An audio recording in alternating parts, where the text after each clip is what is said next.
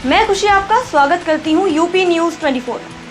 आइए नजर डालते हैं आज की मुख्य खबर पर। मुख्यमंत्री योगी आदित्यनाथ ने लोक भवन में रविवार को 310 विशेषज्ञ चिकित्सकों को नियुक्ति पत्र सौंपे।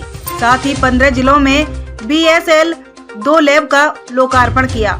इस मौके पर सीएम ने चिकित्सकों से कहा कि जिनको जहां भी तैनाती मिली है वह उस अस्पताल में किसी व्यक्ति को निराश न करे, मरीज को सीमित संख्या में न देखे, हर मरीज को देखकर उसकी बीमारी का इलाज करके अनुभव हासिल करे, उसका रिसर्च पेपर तैयार करे। मुख्यमंत्री ने कहा कि प्रदेश में पहली बार लोक सेवा आयोग से 1200 विशेषज्ञ डॉक्टर के चयन की प्रक्रिया शुरू की गई है। इनमें से 310 को आज नियुक्ति पत्र दिया जा रहा है। यह सभी डॉक्टर स्वास्थ्य विभाग में लेवल 2 में नियुक्ति पाएंगे। उन्होंने कहा कि आप सबको एक बहुत बड़ी जिम्मेदारी सौंपी जा रही है, इसीलिए बेहतर परिणाम देना भी आपको देना होगा। चिकित्सक, विशेषज्ञ और मीडिया के बंधु, हम सब जानते हैं कि उत्तर प्रदेश में पहली बार हर चीज़ जो हम करते हैं वो पहले से ज़्यादा बेहतर करते हैं और प्रयास हमारा रहता है कि पूरे देश के अंदर पहले नंबर पर अपने आप को साबित करने के लिए।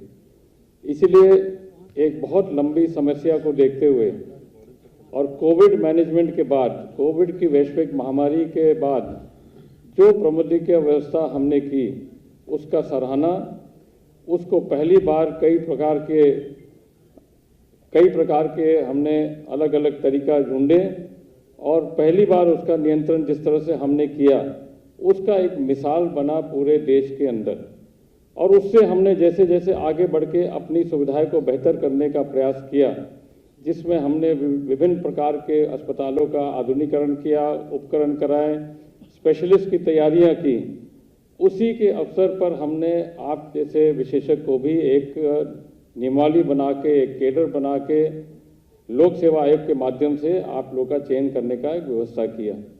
और आज उसको भी लेके और हमारे साथ जो निरंतर हम जो टेस्टिंग की क्षमता अपने आप को बढ़ाने के लिए, जो आज मार्च 2020 में मात्र 70 टेस्टिंग की क्षमता थी हमारे KGMU के एक लैब से, आज 4 लाख प्लस के ऊपर का हमारा टेस्टिंग की क्षमता प्रतिदिन की है।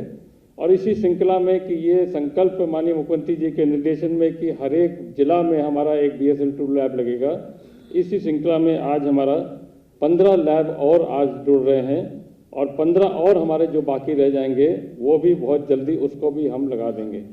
तो एक अच्छा ये व्यवस्था दिया जा रहा है। आप अलग अलग एरिया से आके आपने हमारे चिकित्सा विभाग में अपने आप को ज्वाइन किया है और हमारी उम्मीद है कि जिस समस्या से हम जुड़ते थे, जिस समस्या से हम जूझ रहे थे, वो आज आपके आने से काफ़ी कम हो जाएगी। आपके स्वास्थ्य सेवा को बेहतर करने में आपका बहुत बड़ा योगदान होगा।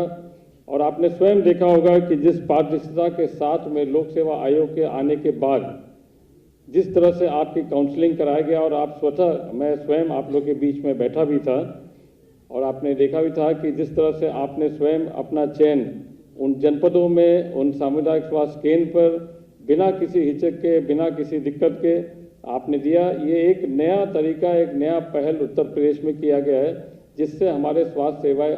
और 2017 में जब मुझे ही मुख्यमंत्री बनाया गया और मैंने सबसे पहले इसी की बैठक ली और बैठक लेते हुए मैंने इस बात को कहा, मैंने यहाँ पे लगभग 8 विभागों की एक अंतर विभागीय समन्वय समिति गठित की और समन्वय समिति गठित करने के बाद फिर मैंने उन लोगों से कहा, मैंने कहा भी किस किस विभाग की क्या ड्यूटी है और उसकी हर पक्ष में यानी 15 दिन में आप उसकी समीक्षा करेंगे और एक हर स्तर पर एक कार्यक्रम चलने चाहिए। तब तक स्वच्छ भारत मिशन में हर एक परिवार के पास शौचालय बनने प्रारंभ हो चुके थे। शुद्ध पेयजल की व्यवस्था के लिए भी एक विशेष अभियान प्रारंभ हो चुका था और उपचार के लिए गोरखपुर और बस्ती कमिश्नरी के हर एक जनपद में पीपो और मिनी पीपो के निर्माण की कार्रवाई भी आगे बढ़ चुकी थी। हमारे पास एम्बुलेंस का भी एक अच्छा बेड़ा खड़ा हो चुका था, 108 की, 102 की और साथ साथ एडवांस लाइफ सपोर्ट एम्बुलेंसेस भी हमारे पास पर्याप्त मात्रा में हम लोग तब तक उपलब्ध करवा चुके थे।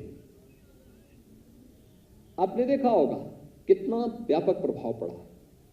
सभी लोगों ने मिलकर के जब पूरी ताकत से लगे, इंसेफ्लाइटिस इस समय एकदम समाप्ति की अपने अंतिम उसमें चल रही। जो बीमारी 40 वर्षों में हजारों बच्चों को ले निकलती थी, आज उस बीमारी से एकदम हम उस बीमारी को पूरी तरह समाप्त करने के अंतिम उसमें चल रहे हैं।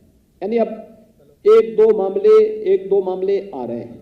ये चीजें दिखाती हैं कि अगर हम सभी लोग मिलकर के, सभी विभागों के साथ मिलकर के ये सभी कार्यक्रम आगे बढ़े तो बेहतर परिणाम आ सकते हैं।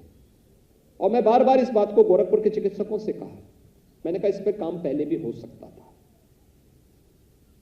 इस पर केवल उपचार तक सीमित न रख करके हमने समय रहते इस कार्यक्रम को आगे बढ़ाया होता और लोगों को समझाने का प्रयास किया होता कि अपनी दिनचर्या को हमें कैसे रखनी है, खान पान हमारा कैसा होना चाहिए, रहन सहन कैसे होना चाहिए, स्वच्छता का क्या स्थान होना चाहिए, शुद्ध पेयजल की क्या स्थिति होनी चाहिए।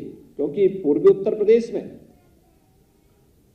पानी की कमी नहीं है, पर्याप्त मात्रा में जल है, लेकिन जल का स्तर क्या है इसको देखने का प्रयास कभी नहीं हुआ। परिणाम क्या होता था कि वह कहीं ना कहीं उसका एक कारक बनता था। जब एक साथ सरकार ने उस पर ध्यान दिया, आज बेहतर परिणाम सामने आ रहे हैं। और इसीलिए हम हर एक मामले में अब तक के लिए बस इतना ही। फिर होगी आपसे मुलाकात ऐसी ही एक और खास खबर के साथ। तब तक के लिए बने रहिए यूपी न्यूज 24 पर। यूपी न्यूज 24 चैनल को सब्सक्राइब करें व बेल आइकन को प्रेस करना ना भूलें, जिससे आगे आने वाली वीडियो का नोटिफिकेशन आप तक पहुंच सके।